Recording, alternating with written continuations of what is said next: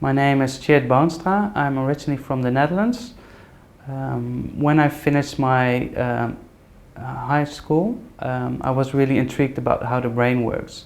So I decided to study psychology at the University of Amsterdam, and around that time neuroscience really started to take off. So I continued to do a PhD in neuroscience, looking at how the brain controls movements. And when I did my PhD, I came across the work of Michael Breakspear, which really interested me. So I decided to come to Sydney and visit his group at the Black Dog Institute.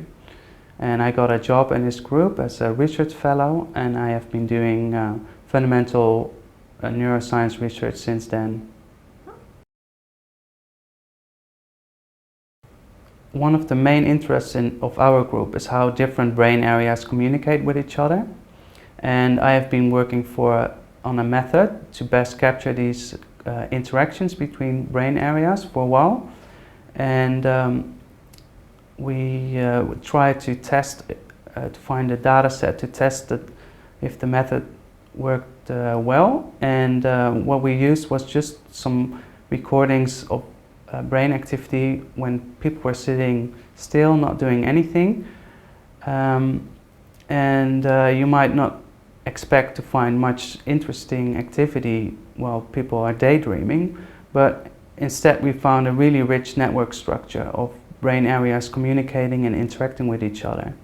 And what was most surprising was that we found the same networks to be active in different subjects, even though they may be thinking about completely different things. So that really surprised us.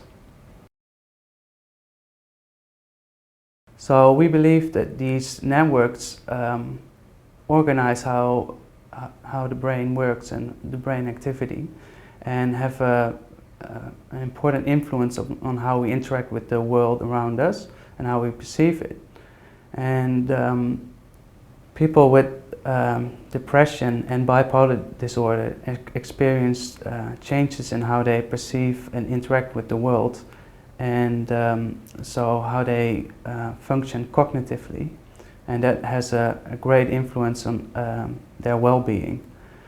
So we hope that the fundamental research that we do and other groups do help to understand how these cognitive changes come about and what mechanisms and causes are behind it.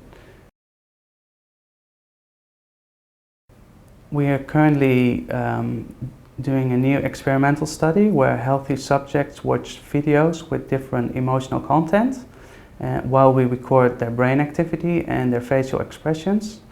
And what we want to look at is if these brain networks that we found in the previous study, how they relate to the emotional content of the videos, and relate to how people perceive emotions.